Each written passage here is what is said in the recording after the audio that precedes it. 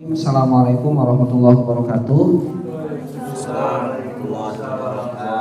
Alhamdulillah pada sore hari ini Bapak Ibu di kesempatan kita sedang belajar, kita akan mencoba memahami dan mengetahui bagaimana implementasi kurikulum Merdeka yang berpihak pada murid. Yang lebih spesifik, hari ini saya akan mengimbas kepada Bapak Ibu tentang budaya positif.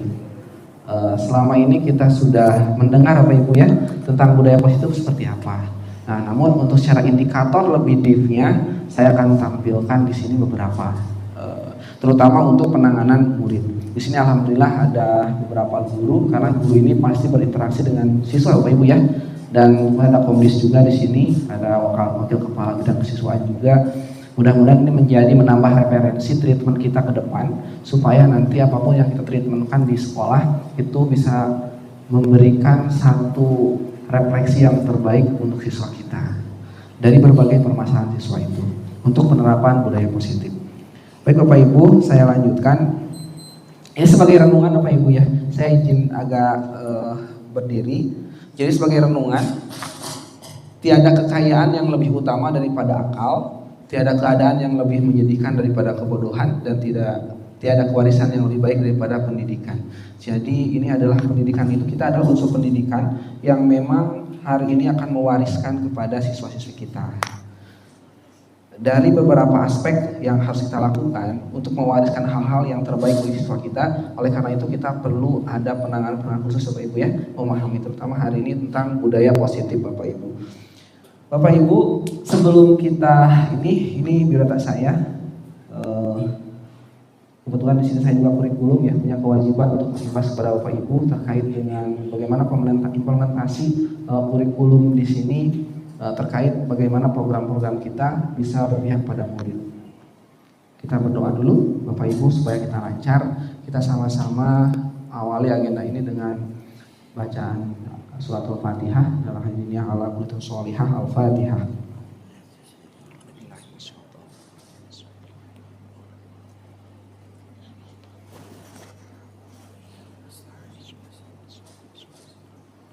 Terima kasih Bapak Ibu.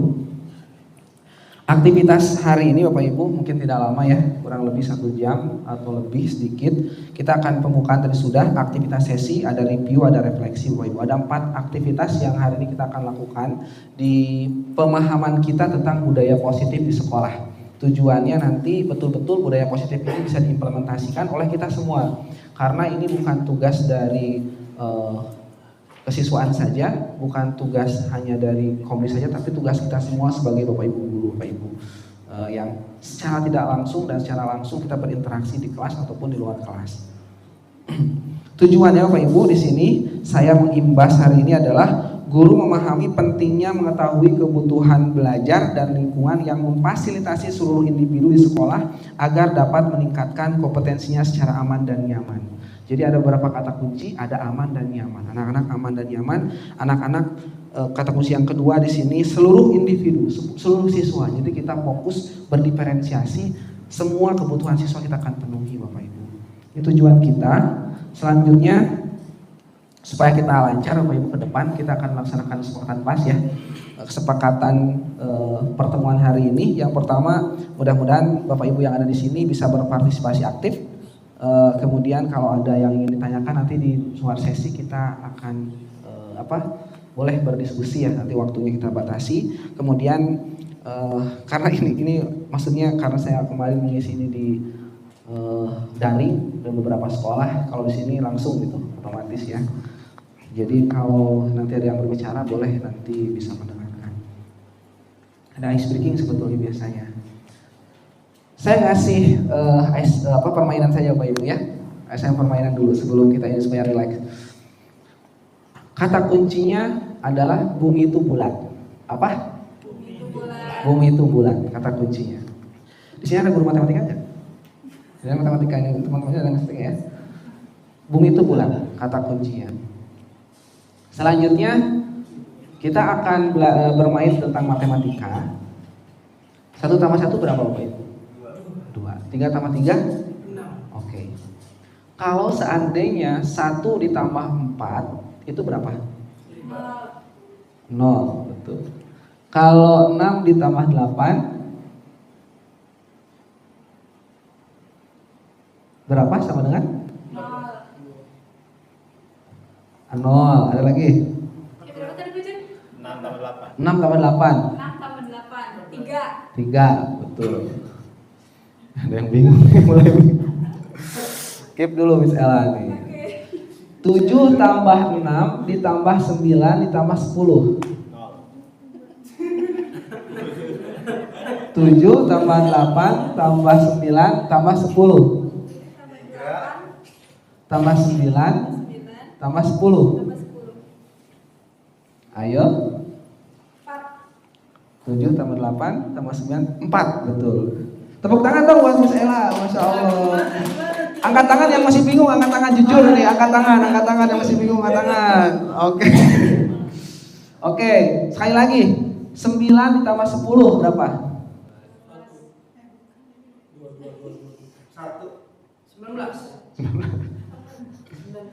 1. Miss Ella? 9 tambah 10. 2. Oke, Miss Ella boleh memberikan penjelasan. Kenapa jawabannya benar? Nih pakai mic-nya. Di pesulap. Boleh nih ke sini nih kamu. Ke situ. Iya. Sejak kapan bisa belajar?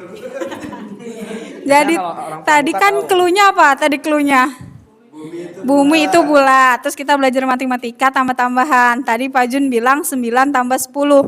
Bumi itu bulat. Ya udah dilihat aja yang bulat-bulatnya ada berapa. 9 tambah 10 berapa?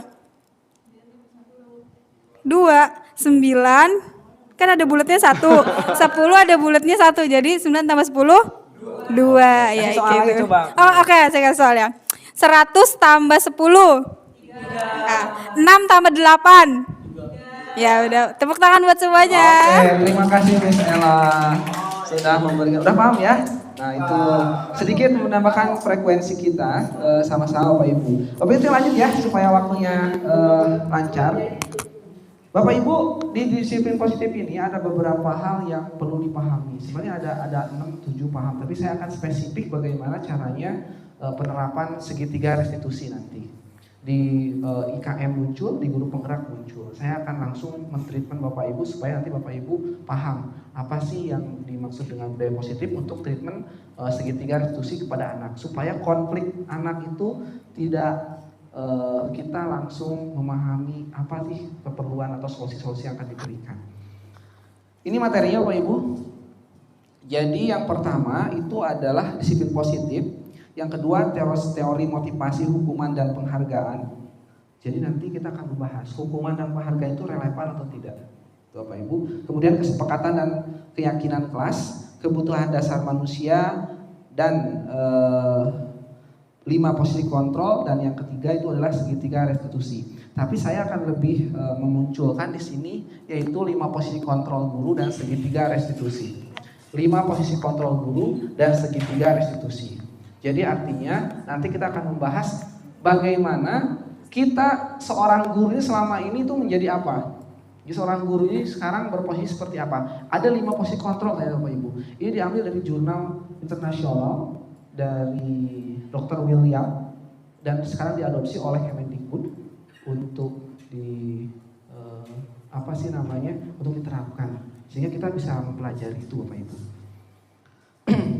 Menurut Ki Hajar Dewantara kita akan lihat etimologinya ya Bapak Ibu, mohon diperhatikan setiap kata-katanya. Sebenarnya itu bukunya satu buku tapi ini diambil berdasarkan intisarinya Bapak Ibu. Kita ambil contoh perbandingan menurut KHD, budaya positif atau ekosistem positif adalah yang kita terapkan ya. Dan kita refleksi kepada kita di sekolah kita. Kita ambil contoh perbandingannya dengan hidup tumbuh-tumbuhan seorang petani dalam hakikatnya sama kewajibannya dengan seorang pendidik. Jadi kita ilustrasikan sebagai seorang petani, gitu ya. Yang menanam padi misalnya hanya dapat menuntun tumbuhnya padi. Ia dapat memperbaiki kondisi tanah, memelihara tanaman padi, memberi pupuk dan air, membasmi ulat atau hama dan lain sebagainya, yang mengganggu dan sebagainya. Apa ilustrasi Ki Hajar Dewantara di sini? Artinya gini Bapak Ibu. Halo? Artinya gini Bapak Ibu. Masih ada suara nih. Artinya Kalau kita menanam jagung, misikah ini pause ya. Kalau kita menanam jagung, kita tidak bisa dengan cara menanam padi, betul nggak sih? Caranya. Apabila ingin kita menanam padi, kita tidak bisa dengan cara menanam jagung. Dan apabila kita menanam jagung, itu kita tidak bisa mengharapkan panennya padi. Apabila kita menanam padi, kita tidak mungkin mengharapkan panen itu adalah jagung. Artinya apa? Jadi di kehidupan di sekolah kita, siswa kita itu sebetulnya punya potensi masing-masing. Potensinya seperti padi, potensinya menghasilkan padi. Jagung itu potensinya menghasilkan jagung. Tidak bisa kita paksakan jagung harus seperti padi. Anak-anak di sini tuh unik Bapak Ibu. Menurut KHD, ini bukan menurut saya, menurut KHD, bahwa anak itu punya potensi masing-masing. Oleh karena itu, nanti pembelajaran diferensiasi ini penting supaya kita pendekatannya individu. Jadi ketika kita mengajar di sekolah, di kelas, kita tidak relevan lagi untuk menjustifikasi satu kelas itu sama sifatnya. Tapi mempunyai perbedaan. Ada yang potensinya menggambar, digital, berarti itu kita ketika mengajar harus memanfaatkan minat bakat mereka melalui digital. Ada yang potensinya dia menulis, berarti kita ketika memberikan tugas, itu kita dengan cara mereka bagaimana banyak menulis. Itu potensi itulah yang hari ini kita lakukan. Ini berlaku di IKM Bapak Ibu. Alhamdulillah kurikulum kita sudah implementasi kurikulum merdeka sehingga kita tidak bisa mengaplikasikan langsung. Jadi siswa kita di kelas 10 totalnya ada 89. Berarti ada 89 apa? Keunikan. Ada 89 potensi yang ada di sekolah kita Bapak Ibu. Nah, sekarang apakah makna disiplin? Karena saya mengambil tentang disiplin positif. Jadi di sini tidak berlaku juga ya dari untuk komdis kesiswaan, tapi ini berlaku untuk semua kita sebagai guru. Kita perlu disiplin nggak anak-anak? Perlu ya. Tapi disiplin seperti apa yang maksud dengan disiplin positif ini? Kita lihat ya narasinya. Jadi saya hanya memberikan intisarinya, berasal dari bahasa Latin, disiplin artinya belajar. Artinya makna asal dari kata ini berkonotasi dengan disiplin diri dari murid-murid Socrates dan Plato. Jadi disiplin itu sebenarnya tuh bahasanya itu belajar. Cuma diambil dari pengalaman Plato ya dan Socrates gitu. Yang dia itu selalu belajar aja mengikuti gurunya. Yaitu kata-kata disiplin seperti itu. Tapi disiplin diri membuat orang menggali potensinya menuju sebuah tujuan apa yang dihargai. Namun dalam budaya kita, nah sekarang di Indonesia, budaya kita, makna kata disiplin telah berubah menjadi sesuatu yang dilakukan seorang pada orang lain untuk mendapatkan kepatuhan. Betul ya? Nah, kita berubah. Jadi asal itu disiplin itu bahasa itu belajar sebetulnya. Kecenderungan umum dalam menghubungkan kata disiplin dengan ketidaknyamanan, bukan dengan apa yang kita hargai atau pencapaian suatu tujuan mulia. Nah, di sini disiplin itu berhubungan dengan bagaimana anak mencapai satu tujuan untuk sesuai dengan keyakinan kita, sesuai dengan harapan kita. Biasanya Bapak Ibu berinteraksi dengan siswa itu seperti apa kalau anak ada masalah. Nah hari ini karena tema budaya positif banyak, nanti selanjutnya saya akan penjelasan lagi. Saya lebih fokus kepada segitiga restitusi. Pernah dengar nggak Bapak Ibu? Jadi segitiga restitusi itu adalah suatu teknik, suatu cara untuk menyelesaikan masalah-masalah murid kita secara positif sehingga dia bisa bertanggung jawab, sehingga dia bisa menyelesaikan masalahnya. Jadi nanti unik, nanti kita akan cek kita ketika berhadapan dengan siswa, permasalahan siswa, kita treatmentnya apa? Kita akan bisa memotong diri kita sekarang. Itu Bapak Ibu ya. Bapak Ibu pernah mendapati anak yang bermasalah, apapun itu? Pernah, apalagi komdis ya ada masalah, banyak ada masalah. Nah kita akan mengukur diri kita. Ternyata ada 5 posisi kontrol. Selama ini kita kontrol seperti apa, gitu ya? Ini untuk menambah khazanah kita. Nah ini segitiga restitusi Bapak Ibu. Jadi ini adalah strategi yang diberikan oleh kaidah-kaidah dari kementerian ya melalui guru penggerak, melalui IKM, bahwa ketika ada masalah siswa itu kita harus selesaikan dengan segitiga restitusi. Ini keren banget Bapak Ibu. Saya sudah membuat penyelesaian segitiga restitusi itu dengan beberapa siswa. Nanti ada contohnya Bapak Ibu. Ciri-cirinya Bapak Ibu. Ciri-cirinya bukan untuk menembus kesalahan, namun untuk belajar dari kesalahan. Ini ciri-cirinya. Treatment segitiga restitusi itu ini ciri-cirinya. Memperbaiki hubungan, tawaran bukan paksaan. Nah ini agak sedikit gimana nih, maksud tawaran seperti apa? Restitusi menuntun untuk melihat ke dalam diri. Restitusi mencari kebutuhan dasar yang mendasari tindakan. Yang keenam, restitusi diri adalah cara yang paling baik. Dan yang ketujuh, restitusi fokus pada karakter bukan tindakan. Yang kedelapan, restitusi fokus pada solusi. Nah ini ciri-cirinya. Kira-kira apa yang kita lakukan selama ada permasalahan siswa, menghadapi permasalahan siswa, sudah masuk ke ciri-ciri ini ini belum? Nanti kalau mengukur lagi, kita akan lebih banyak lagi. Ini segitiga restitusi, saya balikin lagi. Ternyata ada tiga. Kenapa disebut segitiga? Itu adalah 3 tahapan. Yang pertama, menstabilkan identitas. Apa tekniknya? Nanti kita jelaskan ya, seperti apa. Kemudian kedua, validasi kebutuhan. Dan yang ketiga itu adalah menanyakan keyakinan kelas. Ini ada contoh video penerapan segitiga restitusi langsung dari Kemendikbud saya ambil. Jadi Bapak Ibu bisa mencermatinya. Nanti kita akan belajar Bapak Ibu ya. Kita sama-sama simak Bapak Ibu. Kalau ada pertanyaan tak boleh.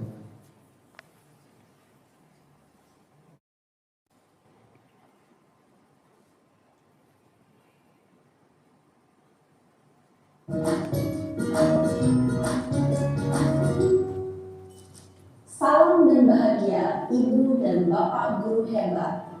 Pada video kali ini kita akan membahas tentang salah satu program disiplin positif yang diterapkan di lingkungan sekolah yang dikenal dengan nama restitusi.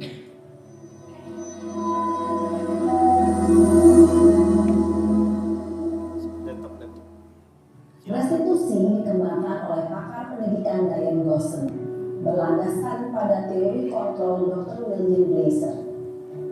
Segitiga restitusi adalah suatu proses dialog yang dijalankan oleh guru atau orang tua agar dapat menghasilkan murid yang mandiri dan bertanggung jawab. Pada saat guru di posisi manajer, aspek yang dikembangkan pada murid adalah motivasi intrinsik, sehingga penanaman nilai-nilai kebajikan dapat tumbuh dan berkembang menjadi suatu kebiasaan positif yang akhirnya membentuk karakter murid. Proses dialog ini terdiri dari 3 langkah yang digambarkan pada ketiga sisi pada segitiga restitusi.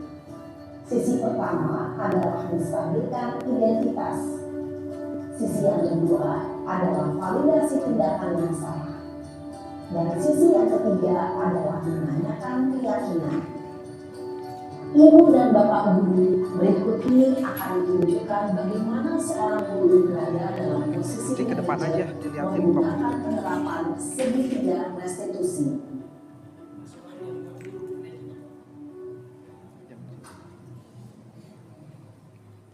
Nah ini contohnya Bapak Ibu, ketika ada masalah. Siang Sarah. Siang Pak. Sudah lama nggak ketemu Sarah? Kenapa hadirnya di sini? Kesel Pak, kesel banget. Masa aku dikatain tukang fitnah Pak? Ya aku marah lah. Aku dari dikatain mereka di depan kelas. Kesel banget. Oh begitu. Ya pasti kamu marah dan kesal. Bapak juga akan marah apabila ada yang menuduh Bapak seperti itu. Kemudian pada saat itu kamu mau melakukan apa? Ya saya langsung ngatain mereka lah Pak. Kesel banget. Saya bentak-bentak dia di depan teman-teman lain. Oh begitu. Pasti kamu melakukan seperti itu karena suatu alasan tertentu kan? Iya lah, masa saya diam saja Pak? Ya saya bela diri lah. Masa saya dituduh tukang fitnah? Ya wajar lah. Mempertahankan harga diri itu sesuatu yang penting buat kamu. Untung kamu tidak bertindak lebih gegabah lagi. Hanya meminta-minta. Iya Pak. Untung saya masih bersabar dan hanya membentak saja. Sudah gemes padahal, saya pasti bela diri lah. Ya pasti ya. Tapi kamu memilih untuk tetap bertahan dan bersabar. Kamu memilih untuk tidak berbuat lebih parah lagi kan? Iya. Nah, sekarang coba kita lihat lagi tindakan kamu yang mentak-mentak di kelas. Tindakan kamu itu kira-kira sesuai dengan keyakinan kelas atau prinsip kamu tidak?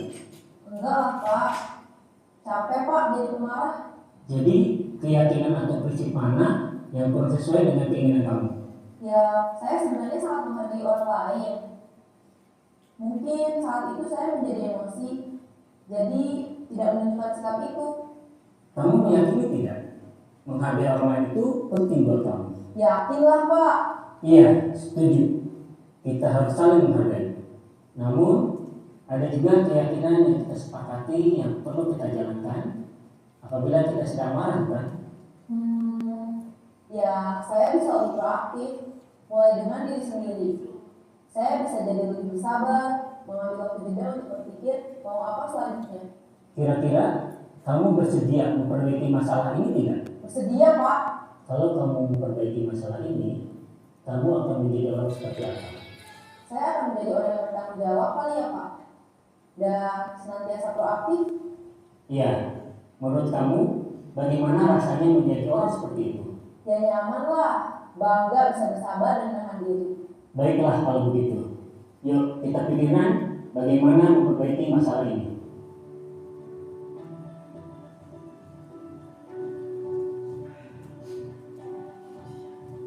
Ibu dan Bapak guru hebat. Baru saja kita menyaksikan contoh bagaimana seorang guru berada dalam posisi manajer menggunakan penerapan segitiga restitusi. Mari kita bahas satu persatu. Pada sisi pertama, menstabilkan identitas berdasarkan pada prinsip bahwa membuat kesalahan adalah bagian dari proses pembelajaran. Sisi pertama dari segitiga ini berperan menggeser identitas murid dari identitas gagal ke identitas sukses. Murid yang sedang bertingkah laku yang tidak pantas atau menarik diri saat itu sedang mengalami identitas gagal. Bila kita mengkritiknya, maka posisinya tidak akan berubah. Kita bisa mengajukan pernyataan-pernyataan ini. 1. Membuat kesalahan sesuatu yang wajar. 2. Manusia tidak ada yang sempurna. 3. Kita bisa memperbaiki masalah ini. 4. Saya tidak menanyakan kesalahannya. Saya lebih fokus bagaimana memperbaiki masalah ini. 5. Apakah saat ini kamu tengah menjadi orang yang baik untuk dirimu sendiri? Pada sisi kedua, validasi tindakan yang salah berlandaskan pada prinsip bahwa setiap perilaku berupaya memenuhi suatu kebutuhan tertentu. Guru yang telah memahami teori kontrol akan bergeser dari pemikiran stimulus respon menjadi proaktif dan mencoba untuk mengenali tujuan dari perilaku murid, mengenali dan mengakui kebutuhan murid ini dapat memperbaiki hubungan dengan murid tersebut. Pernyataan atau pertanyaan bisa disampaikan dengan nada suara tidak menghakimi atau memojokkan, sehingga dapat mengembalikan murid pada posisi positif. 1. Kamu bisa saja bertindak lebih gegabah lagi dari ini. 2. Kamu bukan melakukannya tanpa suatu alasan tertentu. 3. Kamu melakukannya karena mempertahankan sesuatu yang penting bagimu. 4. Mungkin kamu bisa mempelajari suatu perilaku baru yang lebih efektif. Bersediakah kamu mempelajarinya? Selanjutnya, kita akan simak sisi terakhir, yaitu menanyakan keyakinan. Teori kontrol menyatakan bahwa pada dasarnya kita termotivasi secara intrinsik. Pada saat perilaku yang salah telah divalidasi dan identitas sukses telah stabil, maka murid telah siap menaikkan keyakinan-keyakinannya dengan tindakannya yang salah dan pemikirannya telah bergeser ingin menjadi orang yang dituju. Pertanyaan-pertanyaan ini dapat menaikkan keyakinan-keyakinan yang dianut murid. 1. Sebagai keluarga atau kelas, apa yang kita yakini? 2. Nilai-nilai apa yang telah kita sepakati? 3. Seperti apa gambaran sebuah kelas yang ideal bagi kamu? 4. Kamu ingin menjadi orang seperti apa?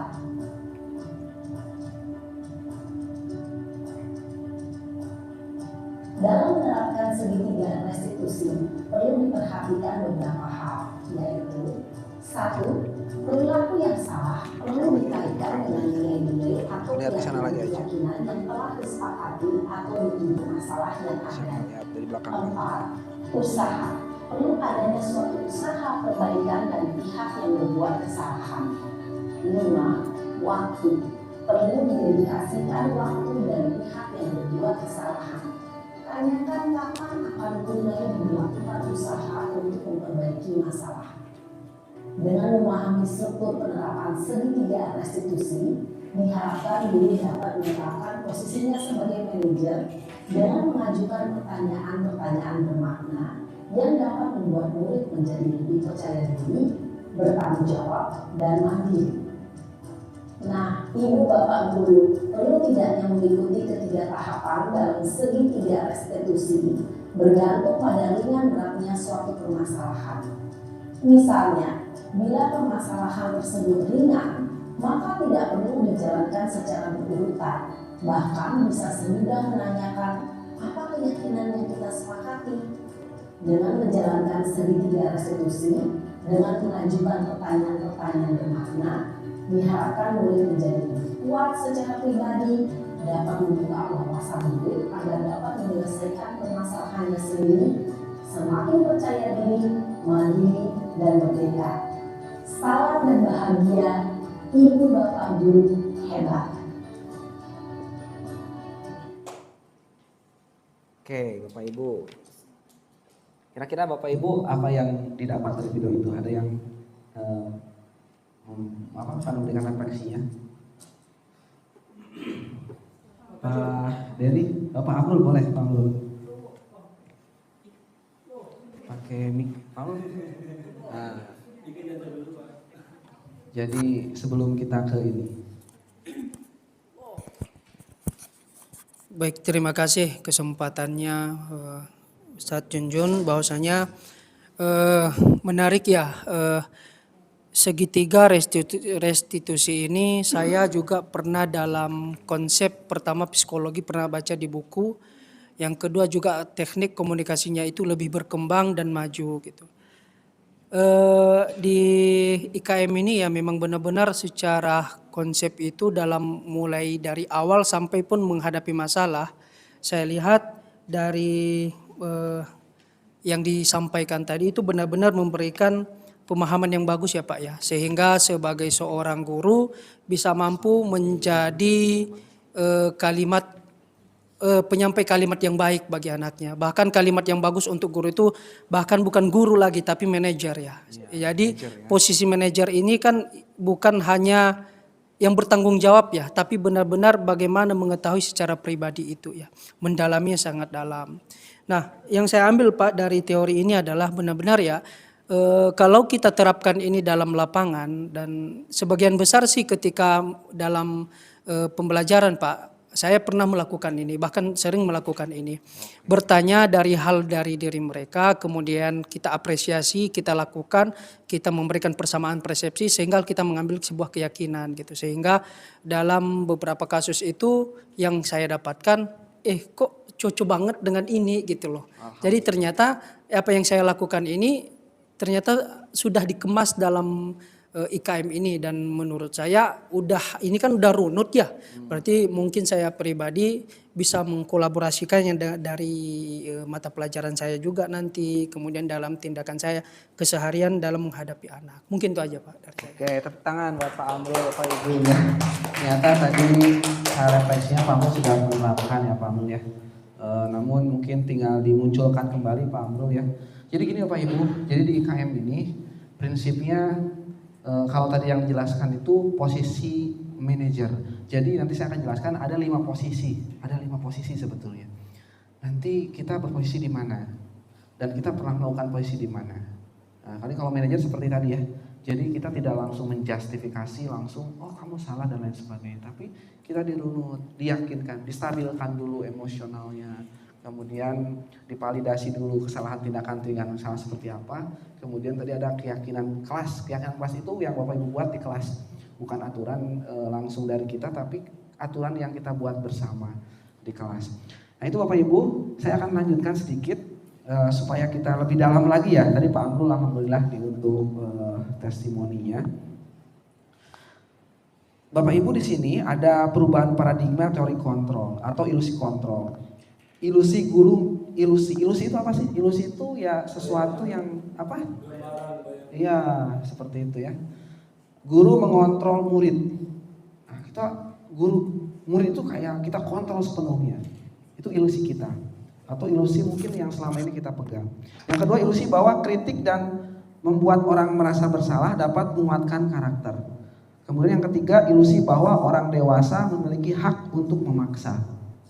Itu ilusi-ilusi yang mungkin ini kita pahami Bapak Ibu, dan ini adalah perubahan paradigma teori kontrol. Ada 5 posisi kontrol Bapak Ibu. Ini Bapak Ibu. Yang pertama apa Bapak Ibu? Pemantau. Yang kedua, pembuat rasa bersalah. Yang ketiga, penghukum. Yang keempat adalah manajer. Yang tadi yang keempat, kelima adalah teman. Tapi ini tidak berurut Bapak Ibu ya. Sebenarnya ada urutannya nanti, ada urutannya. Ada yang urutan pertama itu adalah sebagai penghukum, urutan yang kedua itu sebagai pembuat rasa bersalah, ketiga itu sebagai teman, keempat itu adalah pemantau, dan kelima itu sebagai posisi manajer. Tadi yang dijabarkan itu sebagai apa? Manajer. Dan kita berharap kita sebagai guru berposisi sebagai manajer Bapak Ibu. Berharap ya, harapan kita. Bapak Ibu, posisi-posisi ini bisa diilustrasikan dari apa yang kita tanyakan. Tadi buat Pak Amrul tuh saya sudah memberikan pertanyaan-pertanyaan. Itu bisa dijawab. Ini ada sedikit game Bapak Ibu, atau game ya, ada sedikit pertanyaan-pertanyaan. Coba Bapak Ibu nanti kita diskusikan. Pertanyaan ini termasuk apa kalau dilontarkan terhadap anak yang ketika anak itu ada masalah? Apakah itu sebagai posisi kontrol, manajer, penghukum, atau seperti apa? Ini ada 5 pertanyaan Bapak Ibu. Yang pertama, kamu selalu yang paling terakhir. Ini posisi apa kita kalau mengatakan seperti itu? Saya ulangi, ada 5 posisi Bapak Ibu ya. Ada pemantau, pembuat rasa bersalah, ada penghukum, ada manajer, ada teman. Pembuat rasa bersalah. Kamu selalu yang paling terakhir. Yang kedua, saya kecewa saya dengan kamu. Betul, yang kedua betul ya. Yang satu apa nih Pak Amrul sebelum kedua? Penghukum, pembuat rasa bersalah, sebagai teman, sebagai pemantau, sebagai manajer. Kamu selalu yang paling terakhir. Atau dengan nada kamu itu selalu paling terakhir mulu sih. Gitu. Itu adalah penghukum Bapak Ibu. Penghukum. Gak apa-apa ya, kita akan ilustrasikan. Yang kedua, saya kecewa sekali dengan kamu. Saya kecewa sekali dengan kamu. Adalah? Oke. Kita keep dulu jawabannya ya. Nanti kita kembali lagi ke sini. Yang ketiga, kamu tidak pernah benar melakukannya. Ada yang pemantau, di keep dulu. Gak boleh beda, ada lagi. Kamu tidak pernah benar melakukannya. Jadi kita contohnya lagi melakukan kegiatan apa, diskusi. Ketika dia sudah hasil diskusi produk itu salah mulu gitu. Nah, sehingga kita mengatakan seperti itu. Kamu itu tidak pernah benar melakukannya. Itu sebagai apa? Pemantau. Ada pemantau. Nanti kita jawab lagi ya Ibu ya. Yang keempat, ayolah lakukan demi ibu, demi bapak, demi mister, demi itu apa? Sebagai apa? Ada teman, ada apa lagi? Ada manajer, ada apa lagi? Penghukum ada nggak gini? Nggak masuk ya. Nanti kita lihat. Apakah kamu mau mendapatkan stiker bintang hari ini? Apa nih? Apakah kamu mau mendapatkan stiker bintang hari ini? Jadi memberikan reward and manis Pak. Ada manajer. Oke, kita keep ya. Ilmunya di sini Bapak Ibu, pemahamannya. Ada 5 posisi kontrol kita Bapak Ibu. Saya akan sedikit menjelaskan sedikit Bapak Ibu. Kita sama-sama. Bapak Ibu nanti boleh membaca diskusi di sini. Yang pertama, ternyata ada 5 posisi kontrol kita. Yang pertama apa Bapak Ibu? Penghukum. Yang kedua, pembuat orang merasa bersalah. Yang ketiga, sebagai teman. Yang keempat, pemantau. Yang kelima, tadi kita seharusnya sebagai guru sebagai apa Bapak Ibu? Manajer. Apa bedanya? Kita lihat per indikator Bapak Ibu. Guru berbuat. Penghukum itu seperti apa? Kebaca nggak Bapak Ibu? Menghardik, Menunjuk-nunjuk, menyakiti, menyindir, berarti posisi penghukum. Apapun itu kasusnya, kalau anak itu ada masalah, kalau kita menghardik, menunjuk-nunjuk, menyakiti, apalagi sama menunjuk-nunjuk ya, DC nggak ada. Menghardik, menyakiti itu menyindir, bahkan menyindir pun itu sebagai penghukum kita berposisinya. Ini untuk tindakan guru. Kalau pembuat orang bersalah, berceramah dan mengatakan seharusnya ibu itu kecewa, bapak itu kecewa. Nah itu ya tindakan yang kita lakukan. Sebagai teman, apa nih? Membuat alasan-alasan untuk muridnya, alasan-alasan tertentu. Ayolah lakukan demi saya, ayolah lakukan demi Pak Jumi, ayo kerjakan dong. Nah itu, masa kamu tidak mau? Ingat, tidak ibu pernah bantu. Ingat nggak? Dulu pernah saya bantu. Nah itu sebagai teman, gitu ya, mungkin ya. Kalau pemantau, menghitung dan mengukur, apa peraturannya dikembalikan kepada sesuatu udah tahu salah, ada nggak? Dicari-cari gitu. Apa peraturannya? Tapi seorang manajer mengajukan pertanyaan-pertanyaan, apa yang kita yakini, apa yang bisa kau kerjakan untuk memperbaiki masalah ini. Jadi timbul rasa untuk apa Bapak Ibu? Jadi untuk anak itu nggak langsung kita justifikasi ya, seperti itu. Ini guru berkata, hasilnya, Bapak Ibu ini paham hasilnya, kalau kita penghukum memberontak, anak itu akan memberontak, menyalahkan orang lain atau berbohong bisa jadi. Itu ya, bisa jadi. Atau pembuat orang bersalah itu menyembunyikan atau menyangkal. Kalau teman itu bagus ada posisi teman, tapi apa Bapak Ibu di sini? Ketergantungan. Ketika saya belajar sama Pak Amrul tuh enak, pas Pak Amrulnya nggak hadir, dia nggak mau belajar, bisa jadi kayak gitu. Karena ketergantungan sama Pak Amrul.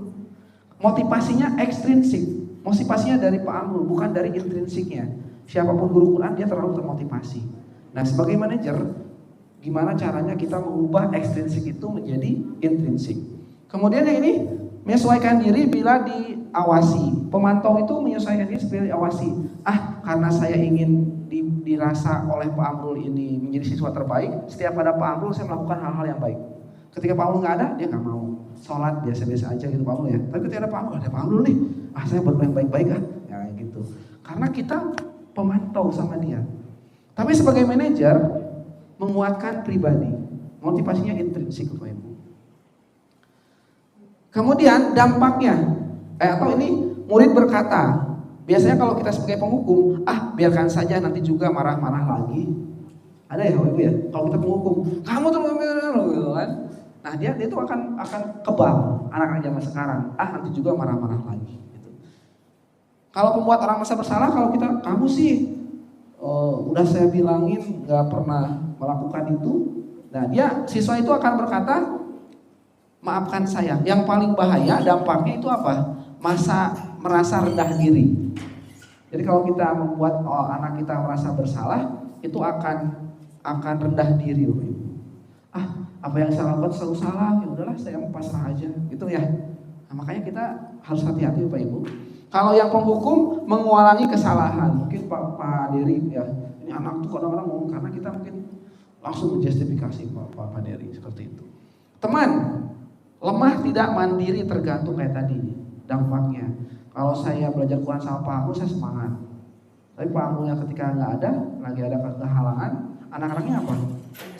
Nggak bisa, diganti sama Pak Jum, nggak mau dia jadi kurang semangat seperti yang Pak Amrul. Contohnya kayak gitu ya Bapak Ibu. Karena treatment kita berposisi sebagai teman, jadi merasa ketergantungan terhadap kita. Mungkin sama kita bagus, tapi belum tentu sama orang lain ya. Nah itu dampaknya. Pemantau menitik beratkan pada sanksi atau hadiah. Jadi kadang-kadang apa aturannya? Hadiahnya apa kalau saya tepat waktu ke sekolah? Kayak gitu ya. Karena kita memposisikan sebagai pemantau. Tapi sebagai manajer mengevaluasi diri bagaimana cara memperbaiki diri. Nah, di sini Bapak Ibu ada dua, menghukum sama membuat orang merasa bersalah itu adalah identitas apa Bapak Ibu? Gagal. Jadi gagal Bapak Ibu. Jadi rasa-rasa yang kita harus tinggalkan. Ternyata saya juga pernah dulu menghukum itu ya karena kesel ya udah kamu harus keluar, saya pernah kayak gitu. Ya saya belajar lagi, berarti saya seperti itu. Yang ketiga itu identitas berhasil, tapi dibagi dua. Kalau sebagai teman, sebagai pemantau, dia bukan identitas gagal, tapi berhasil, itu bagus juga. Tapi itu motivasinya dari ekstrinsik, dari luar, karena Pak Amrulnya, karena hadiahnya. Sehingga kalau nggak belajar sama Pak Amrul itu anak-anak nggak semangat, tidak mau, gitu ya. Padahal yang kita harapkan nggak seperti itu, Bapak Ibu ya. Ada kepentingan bersama. Itu banyak anak yang kayak gitu di lapangan, Pak Ibu. Tapi sebagai manajer di sini itu identitas berhasil juga, tapi dia motivasinya di intrinsik. Saya belajar Quran sama Pak Amrul, saya belajar Quran sama siapapun. Itu saya karena motivasi saya sendiri harus menghatamkan, ya saya fokus. Saya belajar kimia pun sama Miss Nanda, sama Pak Ajun tuh aman. Saya belajar geografi sama Miss Ella atau sama Pak Pandin, saya aman aja. Karena motivasinya timbul di mana? Intrinsik siswa, dari diri kita, dari diri siswanya, tidak terpaku oleh gurunya. Nah, kita harapkan di dalam manajer itu seperti itu, Bapak Ibu. Oleh karena itu, Bapak Ibu, kita kembali lagi. Yang pertama kira-kira sebagai apa? Kamu selalu yang paling terakhir. Apa? Penghukum. Udah tahu ya, ini penghukum, Bapak Ibu. Jadi kita langsung menjustifikasi, langsung anak tuh malah zaman sekarang itu berpikir entar juga mau ngomong lagi gitu ya. Saya kecewa sekali dengan kamu. Merasa bersalah. Jadi kita dengan pertanyaan itu kita bisa mengontrol. Kamu tidak pernah benar melakukannya. Kamu tidak pernah benar melakukannya. Bersalah juga ya. Ayolah lakukan demi ibu, demi bapak tadi. Ayolah. Ayo nah demi saya kan nanti kita akan main. Ayo hafalkan dulu nih juz ini, contohnya kayak gitu kalau udah dia mau aja. Berarti kita berfungsi sebagai teman. Dengan apa kamu mendapatkan stiker bintang hari ini? Bukan. Pemantau. Jadi pemantau itu dia mengharapkan hadiah, mengharapkan reward gitu ya. Sehingga dia motivasinya masih ekstrinsik. Ingat kalau manajer itu intrinsik. Nggak ada hadiah, nggak ada apapun, nggak gurunya siapapun, dia belajarnya bagus. Nah, untuk mengcoaching intrinsik itu ketika ada permasalahan menggunakan segitiga restu tadi, Bapak Ibu. Nah, ini yang mungkin tadi penjelasannya. Bapak Ibu ada pertanyaan dulu nggak? Atau ada hal yang ingin disampaikan? Nah, dari ketiga kontrol ini boleh bercerita, boleh Pak Deli. Ini komdis ya. Silahkan Pak. Ini bukan terkait komdis, tapi terkait guru ya. Kalau misalkan dengan pelajaran olahraga nih Pak Jun, kan kita bikin kesepakatan. Ya. Kalau misalkan tidak pakai kaos olahraga atau seragam, itu kena sanksi. Itu kira-kira masuknya ke apakah kita gagal, identitas gagal tuh, atau berhasil? Oke, terima kasih. Tepuk tangan buat Pak Deli.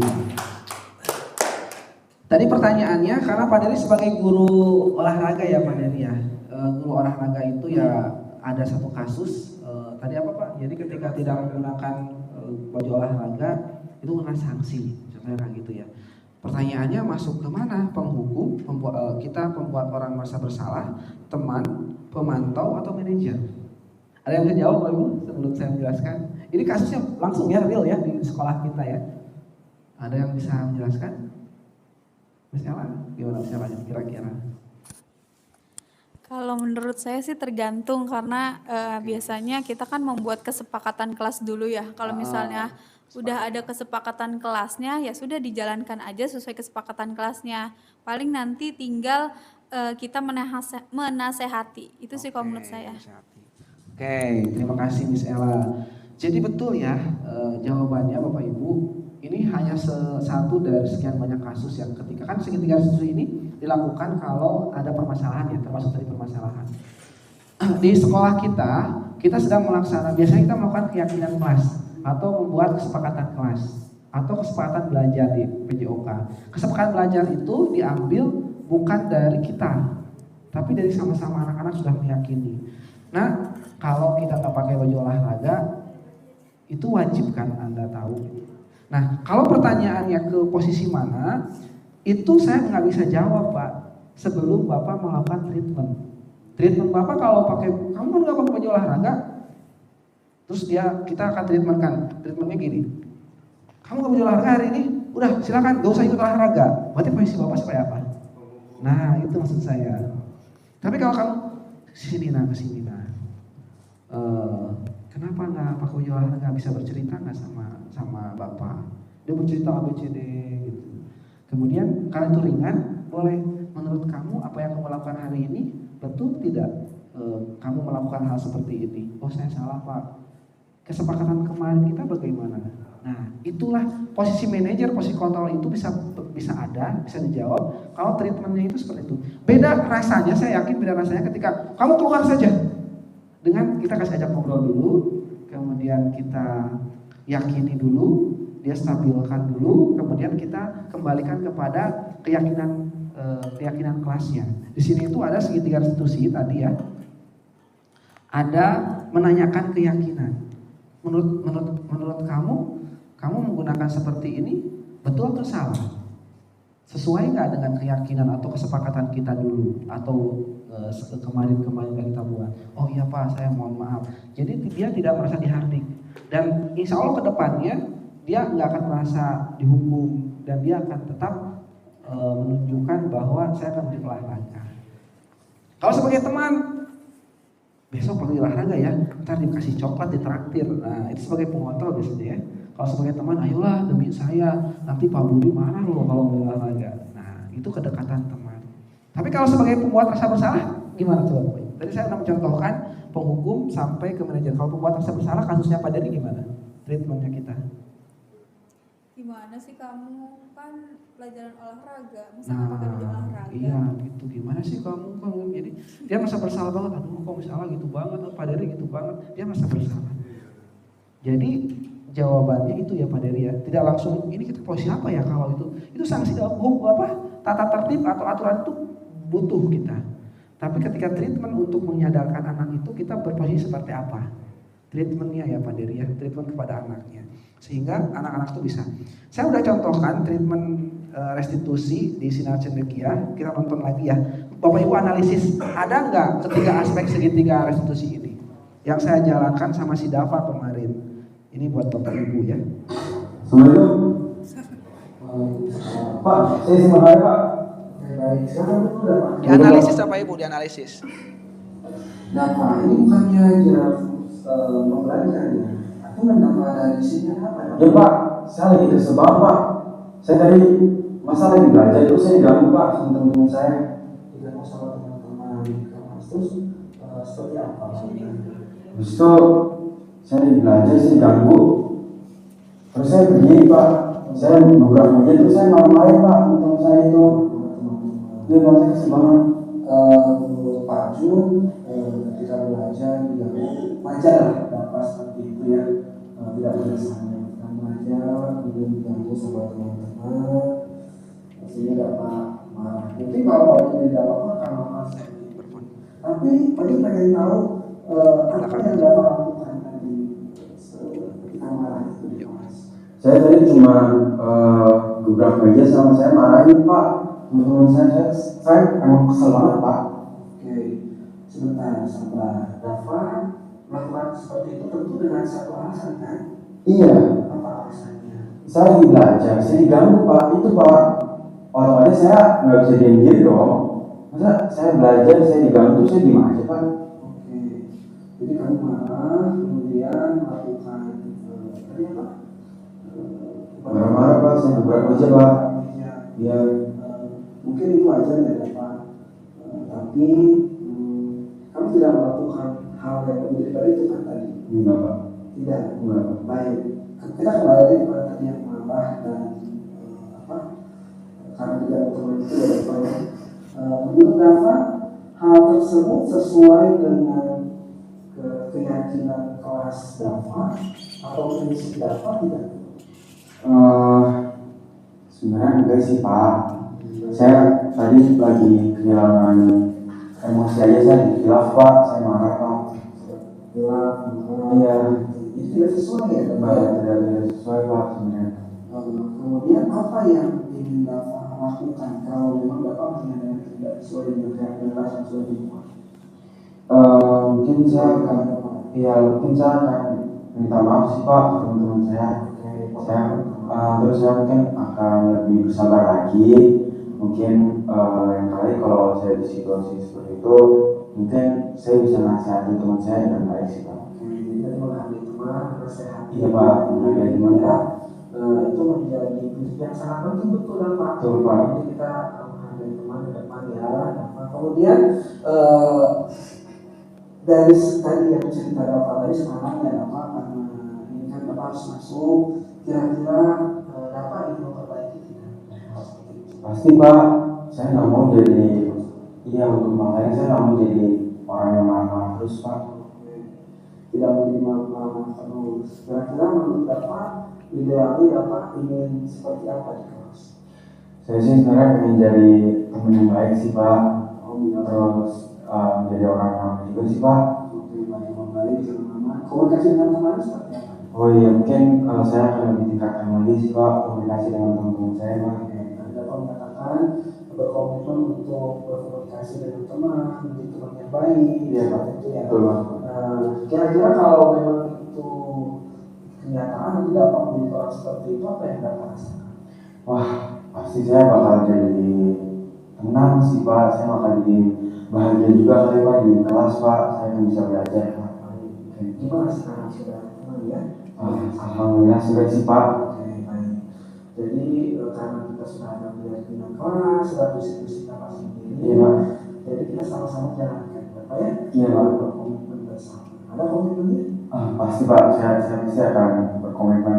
Oke baik. Sekarang Bapak kalau sudah tenang bisa ya? Iya Pak. Seperti yang tadi kita lakukan, sekarang kelas untuk belajar lagi. Iya Pak. Ya Pak, makasih banyak Pak. Assalamualaikum warahmatullahi wabarakatuh. Oke Bapak Ibu, menurut Bapak Ibu tadi ada apa sih? Kita analisis video yang barusan ya. Kita bandingkan, menurut Bapak Ibu ada yang bisa menjelaskan masalahnya apa, kemudian ada nggak yang dijalankan segitiga restitusinya tadi? Masalahnya apa tadi Bapak Ibu? Karena diganggu sedang. Jadi permasalahan itu apa aja Bapak Ibu? Entah di kelas, bisa di luar. Jadi restitusi ini dilakukan untuk menyelesaikan permasalahan siswa. Jadi kita kayak semacam pelan-pelan ke anak-anak itu gitu ya. Pertama menstabilkan identitas. Biasanya kalau marah-marah kita ikutin dulu alur dia. Ketika ada orang anak yang marah, kita kamu jangan sampai marah dong gitu. Wah dia nggak akan nolak kayak gitu. Ya mungkin bisa disadarkan itu seperti ini. Ya mungkin apa masalahnya? Mungkin kalau saya seperti kamu, mungkin saya juga bisa jadi marah. Tapi apa yang kamu lakukan ketika marah itu? Itu memvalidasi tindakan. Oh saya menggebrak meja, saya marah-marah kepada teman-teman dan sebagainya itu. Kita validasi lagi. Teman yang mana dimarahkan? Kenapa teman kamu dimarahkan? Validasi lagi. Sampai kamu melakukan hal-hal yang lebih daripada itu tidak. Tidak Pak, saya cuma gitu aja. Itu agak sedikit relax ya. Kita akan bantu relaxnya itu untuk kamu tidak melakukan hal yang lebih di luar itu. Atau langsung sampai berantem gitu ya. Untuk kamu tidak. Jadi itu akan relax lagi. Nah kira-kira dari semua itu, yang kamu lakukan itu sesuai dengan keyakinan kelas. Kalau kan keyakinan kelas itu, peraturan kelas itu ada kalau seandainya ribut bagaimana treatmentnya. Oh iya Pak, tidak. Dia langsung ingat kan ke aturan kalau Pak Dery itu udah ingat. Oh iya dulu pas awal pertama Pak Dery kita harus wajib menggunakan baju. Gitu. Ini juga ketika di kelas harus wajib kondusif, kekeluargaan. Pasal-pasal itu kita mulai kan. Oh iya, saya mungkin karena emosi aja Pak. Gitu. Sehingga saya bisa bertindak seperti itu. Terus kalau seperti itu, kalau kamu sudah menyadari apa yang kamu harus lakukan, bagaimana dengan teman-teman yang lain? Oh saya mungkin akan minta maaf. Itu secara pendeknya sebenarnya sih. Jadi kalau Bapak Ibu mau coaching itu, sampai anak itu memahami. Kita nggak langsung berposisi sebagai teman. Kalau sebagai teman apa gimana? Udah ada Pak Jun, tenang aja. Gitu. Kamu tenang aja. Ntar Pak Jun bantu teman-temannya saya marahin gitu ya. Ya kan kita nggak seperti itu. Tapi sama manajer tuh solusinya ada di siapa Bapak Ibu? Di saya atau di si Dava? Dava sendiri. Kita pancing ke keyakinan kelas itu. Nanti anaknya sendiri kepada diri kita pancing kepada pengingat mereka ketika kita keyakinan kelas di awal. Makanya kita tuh di persepsi ketika mengajar di IKM itu harus ada keyakinan kelas, harus ada kesepakatan kelas. Kesepakatan kelas itu adalah turunan dari tata tertib kita, Bapak Ibu. Kalau tata tertib itu dari satu arah, dari sekolah, dari guru, tapi kalau keyakinan kelas dari semuanya. Contoh ketika mengajar, ayo teman-teman atau anak-anak, apa yang kita lakukan selama 2 jam ke depan supaya pembelajaran kita berhasil? Boleh makan? Nggak boleh Pak. Boleh membawa laptop atau tidak? Nah, saya selalu ngomongkan gitu. Chromebook dipakai tidak? Dipakai. Tapi gimana kesepakatannya? Dipakai hanya untuk kegiatan-kegiatan pembelajaran. Kalau ketemu nanti pas kelompoknya menggunakan game, kita nggak langsung marahin sebenarnya. Panggil, kenapa kamu tidak seperti teman-teman? Apa yang kamu lakukan? Ya Pak, saya ngantuk, ya saya harus main game, sebenarnya kayak gitu ya. Kita validasi. Kenapa kamu main game? Ya karena mungkin saya pengen relax, saya malas belajar ini sebenarnya gitu. Menurut kamu sesuai nggak kelakuan yang kamu lakukan seperti itu? Tidak Pak, pasti melakui, betul ya?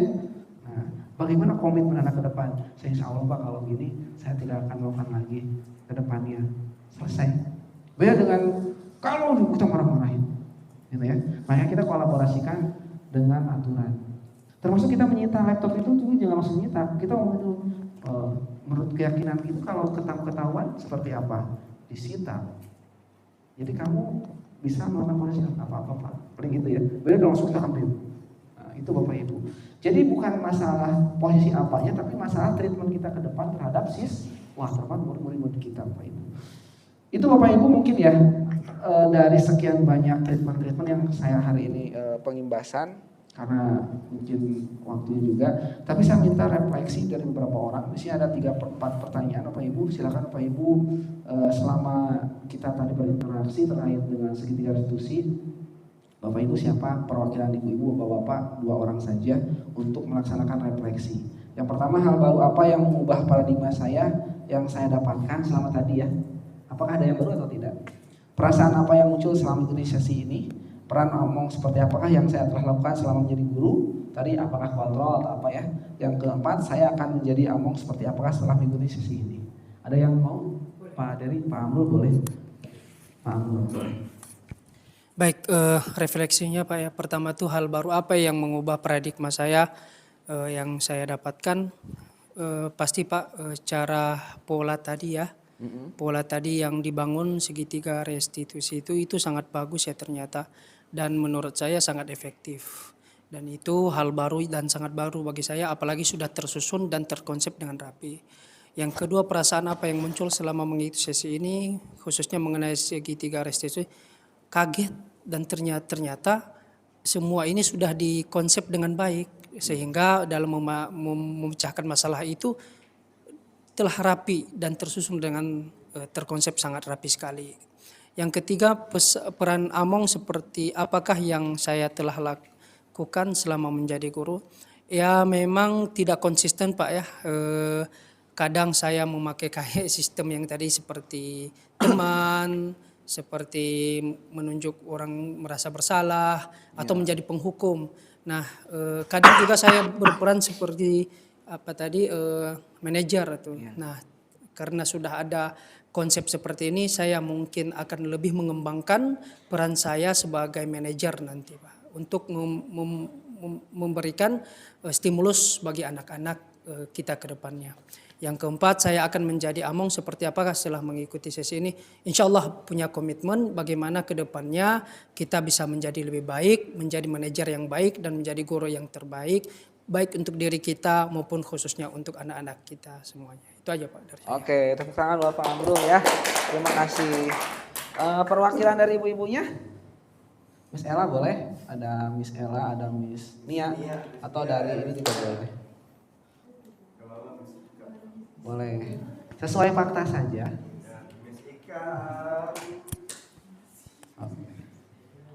Oke, Miss Ella ya.